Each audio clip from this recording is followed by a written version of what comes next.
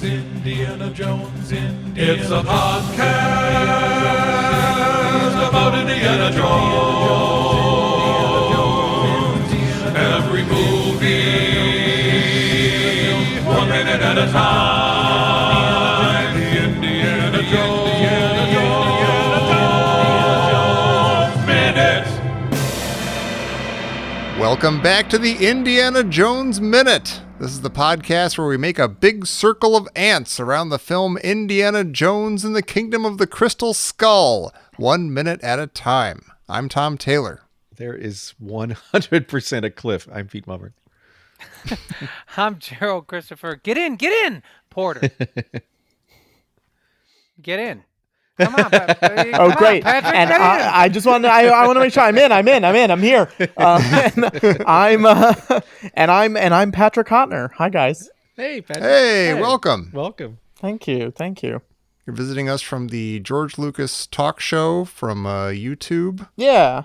Thank you for having me. I was psyched when you guys reached out, and especially to talk about this movie because I like this movie a lot, guys. Yep. Awesome. Hey, look at that. I am not ashamed to say it. That's a cool breeze in the jungle. I like it. Yeah.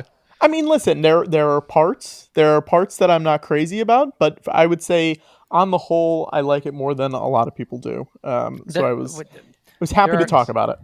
There are parts that you're not crazy about. Yes.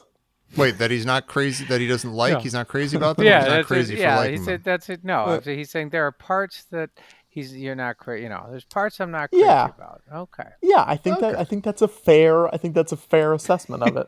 I mean, listen, I'll let you guys, kick things off, but we can get into those parts if you guys want. Sure, let's see what happens. Yeah. There's a cliff. All right. There's a cliff. There's a cliff. There's definitely a cliff. We all have to be careful. Okay, this is minute 86 that we're getting into, and we'll see what happens. This begins with Mutt and Mac getting rescued by Marion, who is still in the movie, apparently. That's fun. And it ends with Devchenko face-palming Indiana Jones. So this begins with the most perfunctory, like 1970s, 1980s 18, like they're shooting at somebody running, and they're just bullets, like they're just like pings coming up in the dirt, and it nothing about this feels like a made for movie. It's like a made for TV. It's even G.I. Joe or something. Yeah. Well. Yeah, like how is Marion pulls up to rescue the two of them, like she blocks them from getting shot, but how is she getting blocked from getting shot? Well, guys, she is slightly ducking. I guess so. Isn't that what you have to do? She's slightly ducking in her truck. Something weird happens with the sound design here too, that might explain it. When she pulls up, you still hear ricochets, but you don't hear any more shooting. So it's almost like someone shot a bullet and it's bouncing around, and everyone's too busy watching that to shoot. Oh wow, it's really weird. The whole magnetically shielded thing. Yeah, from the garbage compactor. But where has she been? Like, this is like your mom doesn't know. show up to pick you up from school, and you're like, no. Mom, where have you been? What's going on? I assume that all of these people are shooting in a big U fashion. Like they're just outlining Indy in a big U, and they kind of come down, and the gun comes up, and then they come down. It's like its own game, How do you get really? You're kind of tracing their figures without touching them. Yeah, they're actually all master marksmen. Yeah, they know that they're the stars of the movie. They can't shoot them. They get it. Right. Yeah. But then why does Marion have to drive up and save them if they can't be shot because they're the stars of the movie? Why does she have to protect them? Yeah. You know what? You're right. just My a big theory's shot. farce. My theory's done. Yep. So was she, as you said, we forgot about her. Was she just trailing? She had a flat tire, maybe? Is this one of those things where she didn't want to be a helicopter parent? She wanted Mutt to sort of figure it out himself. Yeah, she's tracking his iPhone, so she knows where he is. She knows he's safe. She doesn't have to be with him every second. Yeah, I don't know. I mean, it's unnerving because, I keep saying, like, the last time we saw her, she was getting shot at from, like, point-blank range with a machine gun from Spalco. And if you're paying attention, you could be worried that old Marion didn't make it or something. Maybe she had to stop and make a quick call to Colin Williams. Yeah, so the Indy showed back up. Sorry, I think we're done. She is famous for somehow communicating with people from the jungle while on the run. So maybe that is, she stopped and sent a telegram and a phone call. I mean, maybe she had her own adventure in the jungle. Maybe she was off. She was fighting Spalko or fighting someone else. She's driving around. She got lost. Maybe she got lost. Yeah. These trees and the monkeys, they all look the same. I mean, we just got a truckload of Russians back who hadn't been in this chase this whole time, including Devchenko. So maybe there was something between them disappearing and Marion disappearing and then them showing up again, and who knows? Yeah, maybe she's holding off the whole Russian army practically. Yeah. I don't remember. Are there a lot of deleted scenes for this movie? Do you guys know? There are a there fair number? Yeah. Are there? I don't. Not- I'm sure I've seen them at some point, but Well, a lot of it too is like things that were in the script that didn't get in the movie. And I don't know if Sure. they filmed, and it sounds like people aren't even sure if some of them were filmed, but yeah, there's a lot. Not nearly ended up on enough. there. Yeah. are there any good ones? There's Like, a are there lot any that ones that helps make sense of more. Yeah, there was Interesting. one that we had in the last few weeks that we're like, oh, that would have been helpful.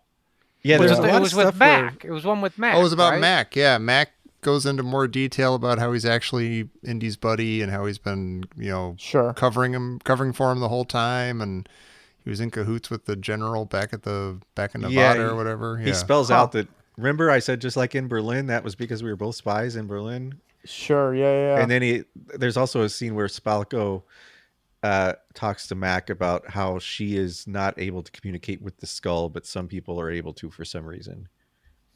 And it sort of adds a little more explanation about what might be going on, like why she needs Indy. Interesting. Yeah, I'm sure if it was in the movie, we'd still be just as confused. We've been wrestling with all this plot and what they're trying to do and why, and it's all a little fuzzy.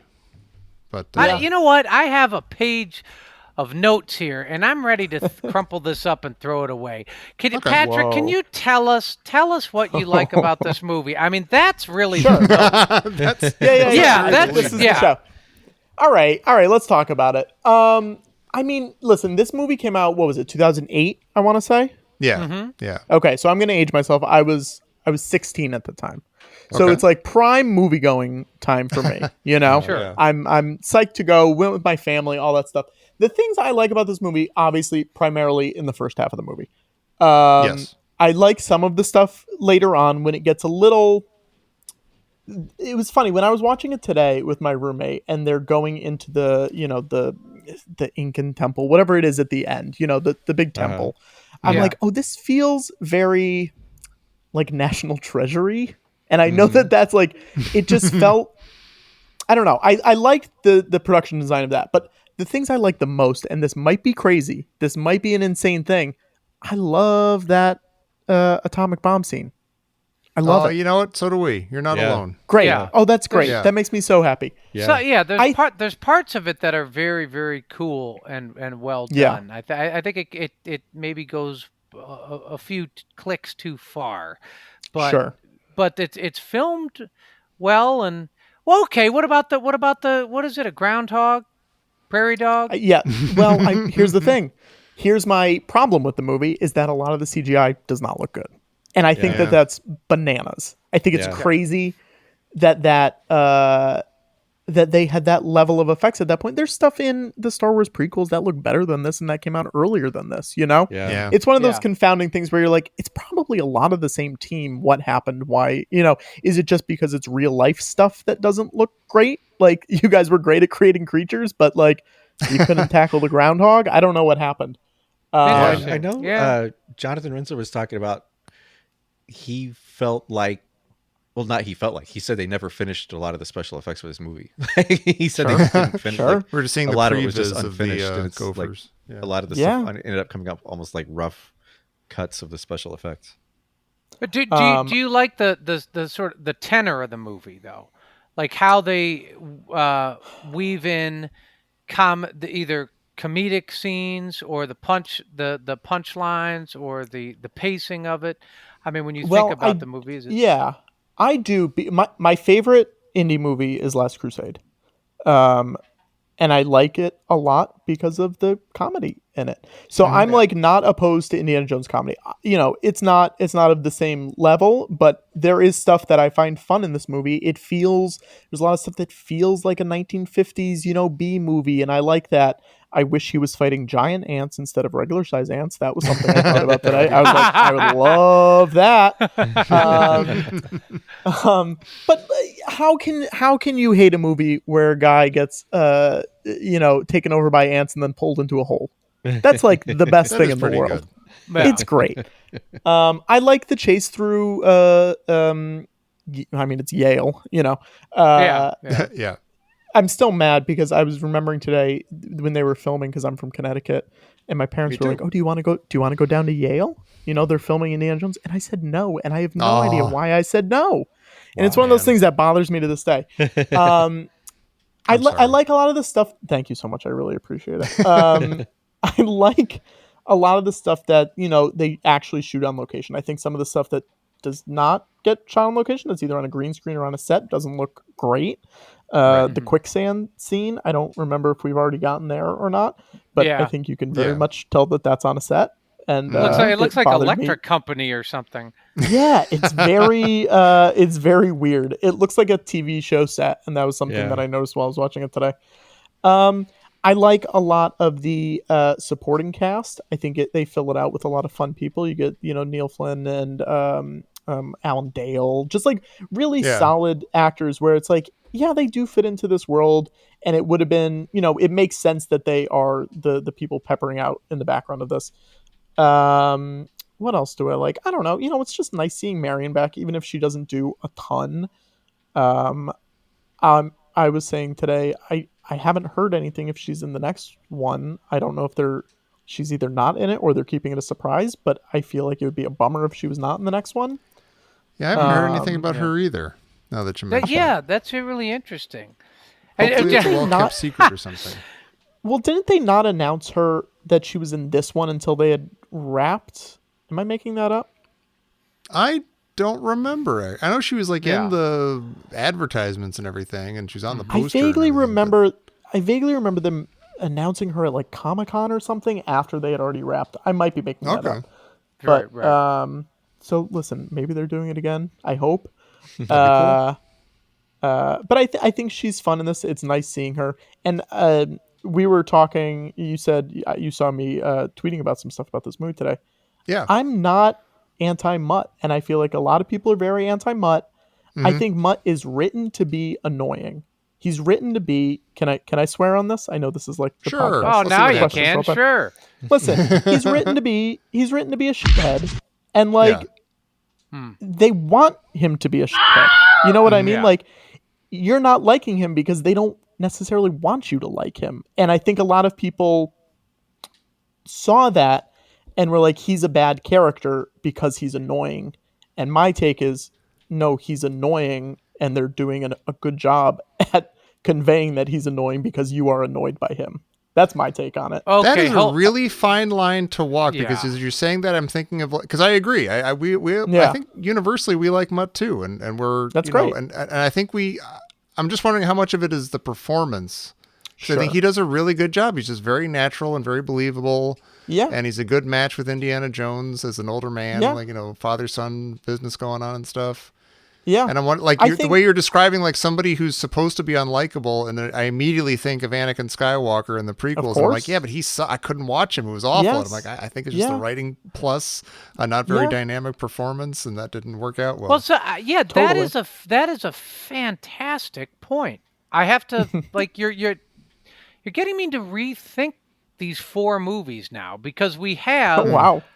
Well, I mean, what you said, you go, they wrote him. Yeah, they wrote him to be annoying. He's so in a way he's doing it perfectly. And so I'm thinking, all right, let's look at the 4 movies. You're like, they did that with Willie, and did they not learn their lesson? Sure. Although this is kind of like Mutt is nowhere near Willie. So maybe they just kind of they turned it down quite a bit. They said, let's do like a third Willie. And we'll we'll see where it goes. But then it makes me think of the other two, your favorite, Last Crusade and Raiders, and I'm like, all right, so who am I annoyed at in those movies? With the exception, okay, Marcus. They kind of did that silly stuff with Marcus in Last Crusade. Yeah. But there isn't anybody. Yeah, Marcus was really hard. But other than that, there's nobody else. Like, there's nobody I'm annoyed with in Raiders. Yeah. Right. Yeah. So I guess if you're sitting down, if you're sitting down around the table and you're like, all right, so let's have the foil to Indy. He's kind of relaxed to sit back. He's an older man, and we have this upstart kid who thinks he has all the answers, and it winds up being his son. And so Indy has to deal with the fact that this head is his son. Yeah. And I'm like, it's really hard for me to swallow that. Yeah, I get that. But you have a great point, and I could see as a storyline as you're writing it, that may have been appealing. Yeah, and listen, I'll also say this, and I know we're not talking about Star Wars, but it's come up a few times. I feel very similarly, and this might get a very strong reaction. I feel very similarly about Jar Jar. Whereas, I know, Jerry, I get it. No, Jerry, here, have a treat. Step back. It's okay. There's And the I boy. knew, listen, It's okay. and I knew this was the reaction I would get, and I said it anyways, guys. But I feel the same way, where it's like, he is annoying, and he's written to be annoying. You're not written to be like, hey, this is a normal guy hanging out with him. You're written to be like, oh, this guy's a weirdo, and this guy's like a childish buffoon. And it's like, yeah, he's playing a type. He's playing an archetype, as is Mutt. Mutt is playing that 50s greaser, the Marlon Brando annoying, a less cool Fonzie. Like, he's fulfilling that role. And the level of whether they did a good job with it or not is obviously up for debate to someone's one's personal preference. But I would argue that Mutt is not meant to be. Like, Jar Jar is clearly supposed to be annoying. Like, no one's surprised to find out that Jar Jar is annoying. Sure. But Mutt, I think, is supposed to be maybe not as likable as he could be, but I don't think he's supposed to be like an absolute jerk who you don't like. I think you're supposed to, or at least the feeling I'm getting from it is that he's butting up against Indy. They're not on the same page. They have some growing respect for each other over time. Yeah, but, I don't know if annoying. He's kind of a brat, but he's kind of totally. Yeah, he's not. I was gonna say I don't know if annoying is the right word for Mutt, but like a brat and like a quote unquote tough guy who's really not that tough. When his mom shows up and all that, but he's fulfilling that type. And they don't give him too many redeeming qualities necessarily, but he's good at that's true. That's true. Well, I think what helps make it palatable too is that Indy responds properly to anything that Mutt does that is really obnoxious. Like if whenever he turns into a hothead and he's like, just settle, it's okay. Don't be such a hothead. All right. So you make a great point about Mutt. We've had a Mutt watch ongoing in this film, and we have been pleasantly surprised with Mutt. Like maybe he really, yes, he gets the brunt of sort of the distaste that people find with this movie. So you make a great point, but then explain to me why I still feel empty inside. Why does he have a fever and he's kind of shivering? Yeah. And so because that is a salient point. It's terrific. Yes. Maybe because not everything from everyone's childhood needs to be revisited, and it can't always recapture that same amount of magic. I don't know. Oh shoot! I was gonna say something else about Mutt, and now I don't remember what it was. Sorry, keep talking. And I'll remember what it was. Is some of this the case of? Oh, I remember. Where of course, how old you are or where you are in life, or how you see the movie. Is that like you said you were 16, and so you allowed? Now, what was you first saw Last Crusade? No, I first saw Raiders. I think I saw them in order, probably. Had you seen them all before you saw this one? Yeah, definitely. Okay. Had the DVDs, was fully on board, was excited for this movie. All right, so you watched Raiders first, and we were like, "Hey, this is a great movie, enough to watch the second one." Yeah, well, it was also, it was Han Solo, so I was fully on board at that point. Yeah, I'd watched them all. I think my grandma had them on VHS. She liked a lot of the same movies that I eventually got into. So like it was one of those things where, we'd go over and watch that movie and go over and see the next one and stuff like that. Mm-hmm. The thing I remembered that I was going to say about Mutt is I feel like a lot of people, that last couple seconds of the movie, and I'm sorry to jump ahead to later in. No, go ahead. I think a lot of people put a lot of emphasis on that where they're like, oh, they're trying to, make him the next Indiana Jones. And I think people got enraged by that, people of who grew up loving those movies where they're like, he can't take over for Harrison Ford, he can't be the next one. And I think a lot of hatred also comes from that, from people who have maybe only seen the movie when it was in theaters that one time. Now, knowing that Shia LaBeouf does not take over for Harrison Ford, does not continue this franchise, famously, I wonder if going into it, you have a different take on it, because the end of the movie is also him being like, no, you're not taking over. You're not taking my hat. Give me my hat back. Right. Now it's just a quick little gag. Now, you know what I love is right now, I just see this empty set of headphones wherever Pete was once sitting. Pete's reading a book.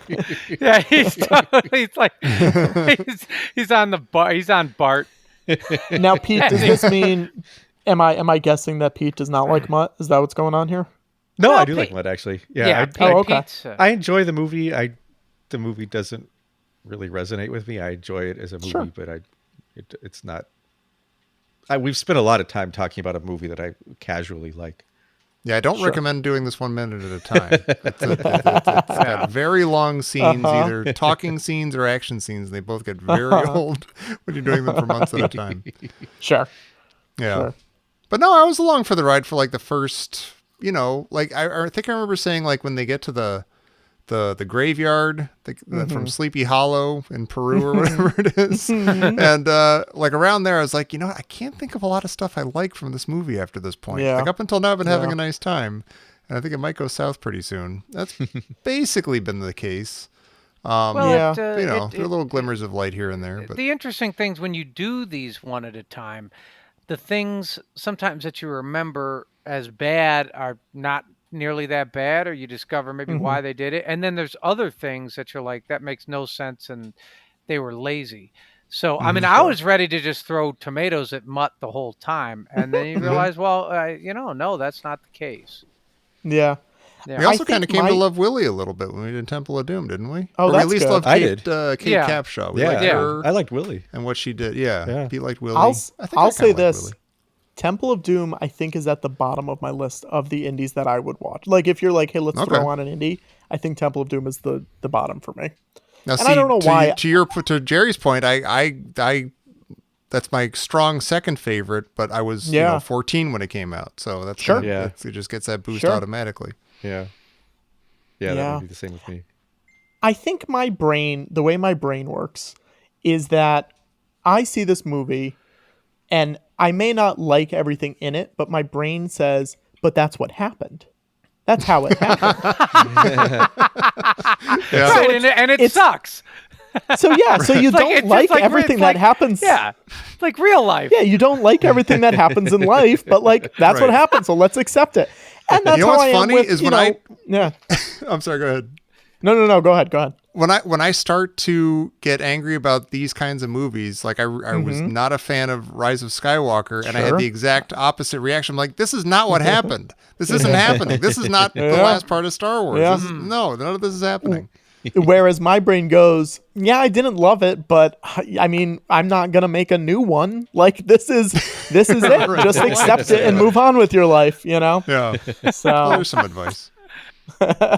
Somebody asked me today, they said, are you walking through the day sort of with grace? And I was like, no, I don't know if I am. I don't know. So I had to I had to take I'm only an 86 inventory. minutes into Crystal Skull, and I will be for the rest of my life. Yeah, I had to take a grace inventory. And there's a line in the script Yeah. that I think captures things very well. As it says in this minute, it says Indy and Dovchenko are in a fist fight for the ages, or they've been in a fist fight for ages. Yep. I know That's the feeling. really funny. We've been in a truck chase for Yeah. ages. Yeah. Yeah. Well, Pete, as our resident, film scoring liker, what do you think about the movie, the music here? So, like, when we we see the ants, and as they approach, we get this sort of, bad news for bad men mischief, and do you like this? I love the music here because there's something really odd. It's almost like a Twilight Zone episode because you get all of a sudden this really Yeah. quiet moment where you see Indy and Dovchenko fighting from above, and the music makes it super eerie and surreal. It doesn't feel like anything else in these movies, and it's like just this little Twilight Zone interval, and then immediately, like a breakneck speed, you're back to a guy getting eaten by ants. There's really weird sounds going on with like when Oxley's on the ground and the ants are kind of going around him and stuff, and like not approaching the skull or whatever. There's like weird, like I guess part of it is like the sounds of like Indy and Devchenko beating each other up and stuff, but the yelling sound like they're being tortured and killed, like they're screaming or something. Like I'm hearing like weird screams. And there's this at like second 28, there's a sound. I think it's coming from the ants, like the swarm of ants. It sounds like Tote gargling on his melting face, like the sound that he makes when that's happening. It's really weird. I think it's just like part of like the like scrambly, wiggly thing. Or Well, don't you something. think that's them getting their brains fried or whatever by seeing the skull? Oh, you think Oh, the ants are I getting didn't think tortured about and that. stuff? Wow. Well, That's weird. but they're all moving out of the way. They're all making that. Yeah. They're all moving around Ox. So I don't know if they're Yeah. being tortured, but I think they're like, oh no, shouldn't go that way. Don't go that way. Like, Right. I think so something is happening to them. I have a question about that. Is that because? Okay, so we read that as there's some. I don't want to say supernatural, but there's something about nature that we don't understand. It's eluding us in a way. Like the ants know it, right? And I'm like, okay, so what is it? Are they do they think the skull or aliens are evil? Or B, is it just like mad respect? Like, is that the Or is way it the magnets? ants? Yeah, is it? Well, yeah. Are they mad? I mean, is this way of like, they part and go to the left and to the right? You're like, is that the way of like genuflecting? What is it? Why don't they go over the alien skull's head? And how does Ox know to do that? Like, how's he like? Yeah, he Oh, seems well, to they're be gonna doing that on respect. purpose. He's really lucid at the moment. Like there are times Yeah. like right now when he seems like he Yeah. knows exactly what he's doing. Yeah, like go skull. He barrier. he knows that's what's going to happen, but I'm wondering. I mean, if the ants are just regular nature, and the alien in a way is nature too. So why Yeah. is it? What are the ants reading into the alien? I have always read it as mind control's a weird word to use, but some sort of power that the skull has to like, you guys need to go this way. Do not come near us. Like yeah. not putting up a physical field, a force field, whatever, but just like nope, this is my space. Go around, and it's like projecting that onto the ants. That was always how I read it. So is the skull telling Oxley in this moment? All right, here's what's up. Take me out. And put me. We can't. Like, is the skull the Yahweh in this one? Like a Yahweh alley oop, so to speak? Is it going like, we got to keep Indy alive, and Well, I see, need to keep Oxley alive? So think is the Oxley and the communicating? skull have kind of a symbiotic relationship here. I feel like maybe the skull is telling Oxley what to do rather than the other way around. That's what I'm guessing. And so does the skull then know that this is his ride back to Akator? Yes. But then does the skull have to know, oh, those ants are poisonous to human beings, and, if they get bit, then, I'll be in peril, like, I don't know, it's giving it a lot of... Well, I kind of see but the ant thing as just sort of like the dog who barks at something weird, like, in a movie, like, there's always a dog barking when something weird's going on, or the dog won't go to the place where the spooky thing is or something. Like, there's some instinctual thing, like the ants are just kind of sensing something, and they're just kind of staying away from it or something. Well, that's how I originally thought. That's how I originally thought of it. You're like, oh my gosh, the skull really does have powers, and the ants. Except that Oxley yes. does seem to be intentionally doing that, like holding it there. Yeah. To, and like, so, is ward it off his the ants idea or something. the skull's idea? That's what I'm at. And so It the looks any like skull his is telling idea, it- but at this point, it's hard to imagine that it would Right. be anything but the skull's idea. Right. Well, Yeah. but now let's talk about this. If the skull is able to, in my hypothesis, if the skull is able to control the minds of those ants to say get out of the way, who's to say it can't tell Ox, hey, let me out of this bag? Oh yeah. Yeah. Yeah. Or That's who's to supposed say to be it its can't whole just deal, according go to after? Spalko. It could change Spalko or Dovchenko Yeah. to stop fighting with Indy. Yeah, just make them all walk off a cliff. But then we don't have a movie, guys. Yeah, that's true. Oh, yeah. But it's The same it's reason also Marion possible doesn't that- get shot when she's being shot Exactly. Yeah. at. Okay. Well, and Oxley and the skull have a relationship. Like, it got into his head, so they might actually have a symbiotic relationship. Whereas everybody else, maybe the skull can influence in a way like I could scare somebody, but maybe it can't influence in a way that it tells them what to do.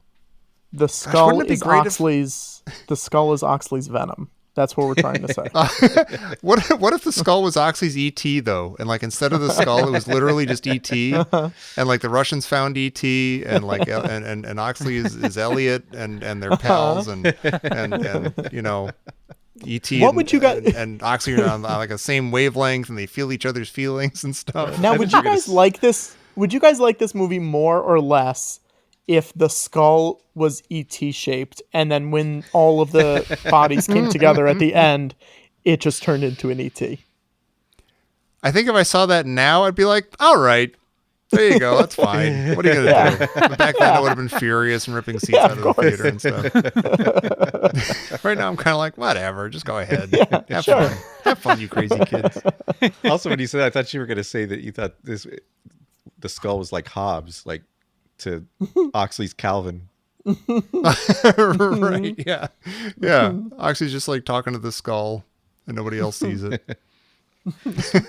There is some, I think, pretty nice filmmaking here, is because they show that dude fall into the ants, and you get the impression that he's eaten alive, but you don't really see it, and it doesn't linger on him at all. And then for the next however long, every time they show Spalko running or ants chasing her, they don't show what's happening to that guy. Like, it's like they're saving it. Right. They want it to, when you do see the ants devour somebody, they want it to be spectacular and really get you, and so they can't show it yet. That fall is fantastic. And that's another one of those things in this minute and in this movie, they do some great things. I mean, the fall, that guy really looks like he's sprinting. Yeah. And Yeah. then he do it, Tommy, do it. You always ask me to do that. I couldn't possibly remember what sound that guy makes. He go, I've seen really? this once. No, it's know. really, it's like, oh, God! It's really high pitched. It's like the ants are eating his vocal cords. Little. Yeah. That's rad. I like the music in this part. In this part, the music gets really cool and like just Yeah. kind of crazy. Yeah, It's like kind of typical sort of like insecty, creepy stuff, but there's like layers upon layers of it, and it's really good. Yeah, It's kind of it's cool. yeah. There's a little moment before all this that I never even noticed before, and I'm actually glad that I saw it finally, because I'm like, oh, okay, maybe this movie makes just a touch more sense than I think it does. Because it's the whole thing like, Mom, you're headed for a cliff, and Marion stops, and she looks over the side, and that look over the side explains something that happens in a future minute. Yeah. And I'm like, oh, okay. Oh, I never noticed that before. Oh, so that's how she knows that she can do the thing, and all right. Yeah. I guess that makes sense. now. Oh, Thank you, interesting. movie. Yeah, she looks over the cliff and smiles. Like she Yeah. has an Yeah. epiphany. Yeah. She's got a plan now. Yeah. You'll Still, see, Jerry. though, You'll see. still. I mean, I don't know. I don't know. They're pretty high up. Yeah. All right. But see, she knows she's in an action movie. She just got shot at and was fine. So she's like, I could probably pull this off. They're not going to kill me going over a cliff. Come on. Nah, they brought me all the way back after years to be in this movie. I'll be fine. I'll at least make it to the end. It's also funny because you sort of expect this cliff, like Mutt's like, Mom, there's a cliff. And you expect her to like skid out and like barely miss it, but she just kind of slowly turns the car. And it's like, she's not barreling towards it, or it's not that close. Checks her mirrors. She's good. Boy, Dovchenko flips the heck out of Indy. Yeah, he does. That's Tosses good. him on the That's ground. good. That's They have some good stuff. What Spalko has, is that a vine? Like, is this going to be her monkey moment? I was literally just looking at it saying, what does she grab onto? Yeah. It's like fine. there's it's a very straight. Yeah, It's I a mean, very I don't. tall, straight vine. Yeah. Strong. Very strong, too. Yeah. It's like she's a character in a video game, and you know she got to one of the points where there's a there's like a little bit of light right underneath it, so she knows where to stand. Press B. Do do do do.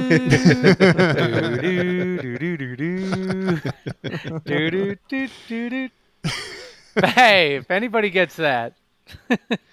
I'm almost there. I almost have it. Pete, you know what song that is? Patrick? No. It's Jungle Hunt. I was gonna say Jungle Hunt, damn it, because of course the vines and everything. Yeah, it might be Jungle King. Remember, I can't remember. There was two of them. There was Jungle Hunt and Jungle King. It's not Pitfall. Jungle Hunt is Atari. Jungle Hunt is Atari. Oh, okay. Oh, yeah, yeah.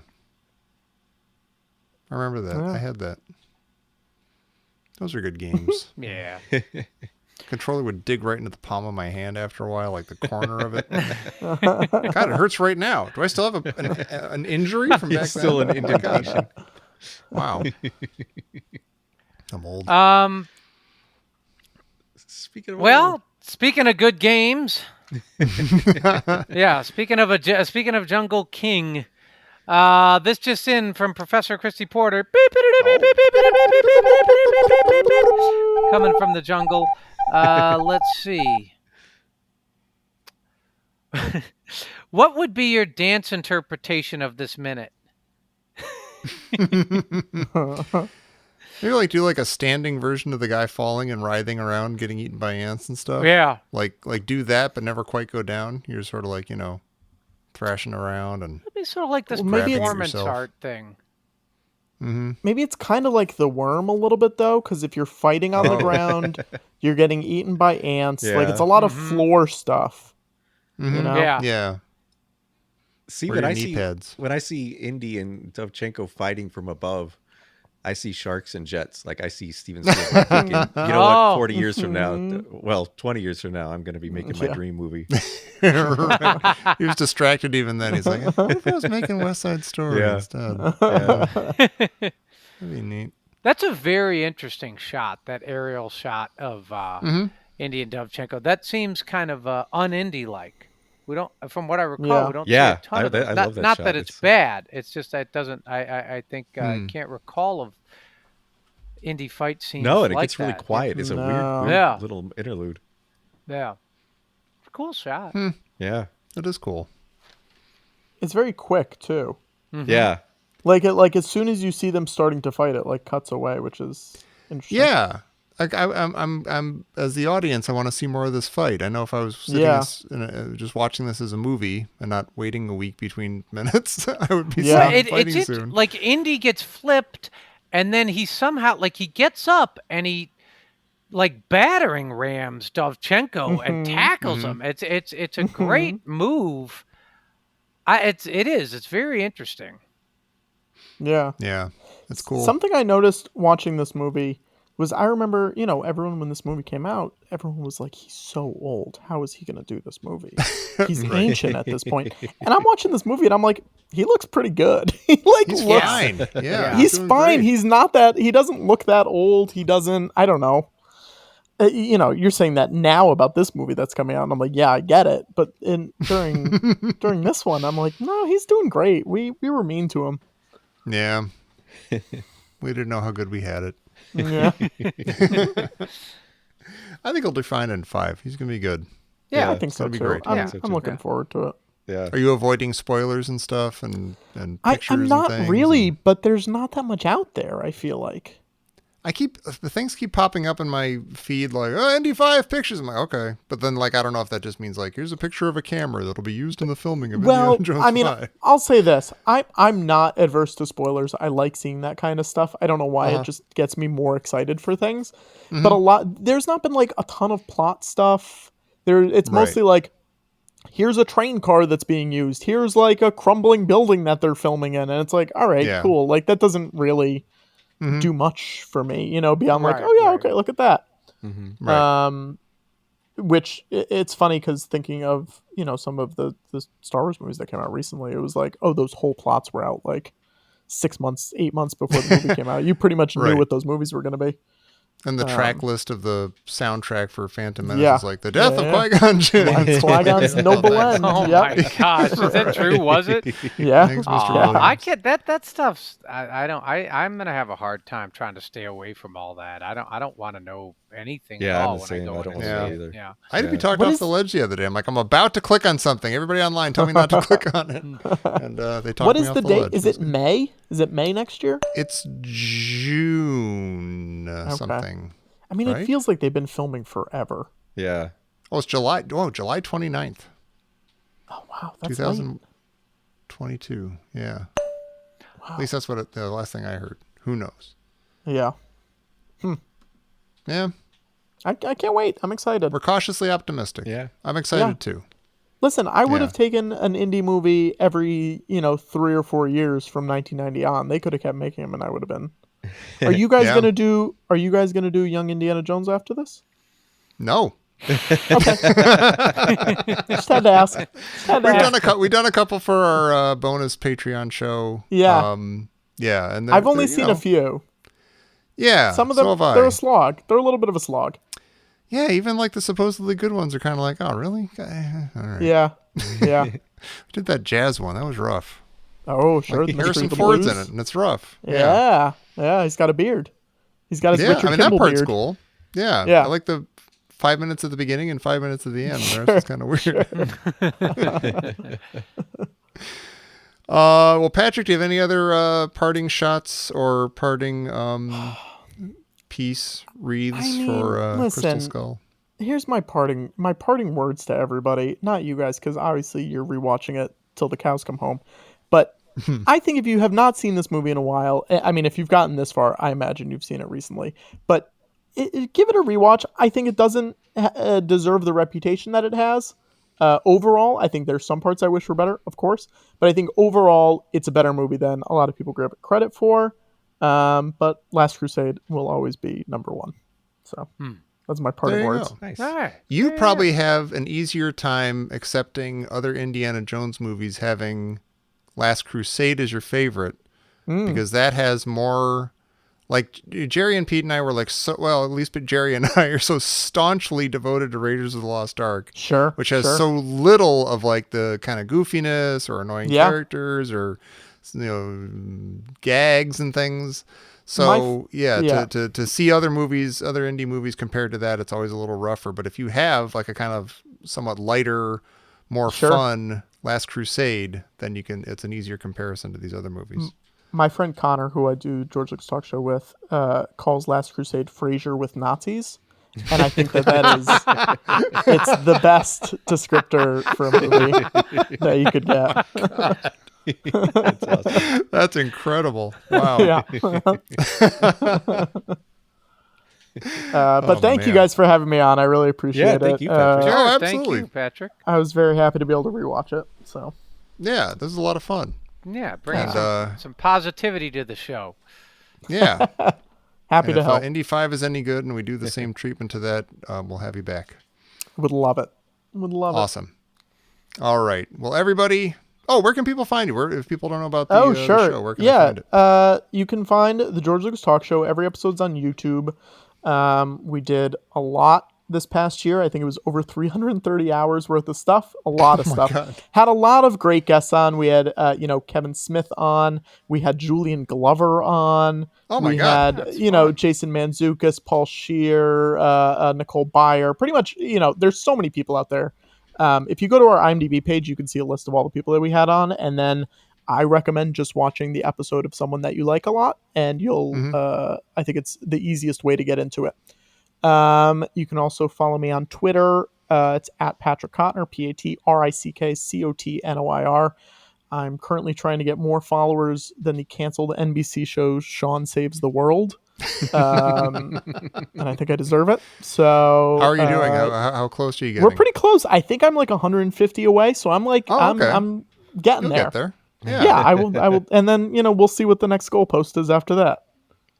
You just keep moving it. Keep moving thing it. to chase. Yeah, exactly. Well, everybody, please visit Patrick over there at Twitter and make sure he makes his dreams come true. And it's going to be worth it. And he's a good guy to visit on Twitter anyway. And also, were you going to say something else? I'm sorry. No, I was just going to say thank you. Okay. That was it.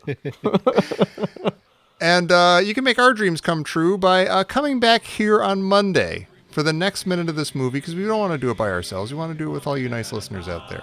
So come back for minute 87 next Monday right here on the Indiana Jones Minute. Hey, Pete, what's your favorite video game music? Outrun, isn't it? That might be Final Fight, but Outrun's up there. Found up Tommy? What about Road Blasters? Road Blasters. Aw. That kind of like guitar interlude Yeah. between levels. What about Zybots? Zybots is fantastic. Do, Yeah. do, do, do, do, do. Do-do-do. Patrick, what's your favorite video game? Do-do. Oh my God. What's my favorite Movie. video game? Music. Okay. Video game. Oh, geez. That's a great question. Do you know what? I played The Sims a lot as a kid. Oh, And I feel that just got like imprinted on my Yeah. brain. Yeah. Just like very my house soft for soft elevator jazz. I think that sums me up a lot. Wow. And good. I was gonna say if you're on, if you have a Friday night, it's about 10 p.m. You want like a rockin' time. Search what is the difference between Jungle Hunt and Jungle King. and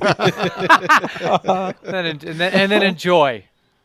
I mean, Awesome. listen, not to ruin the illusion, but it's Tuesday night at 10 p.m. and I think I'm about to do that now. So we'll see how it goes.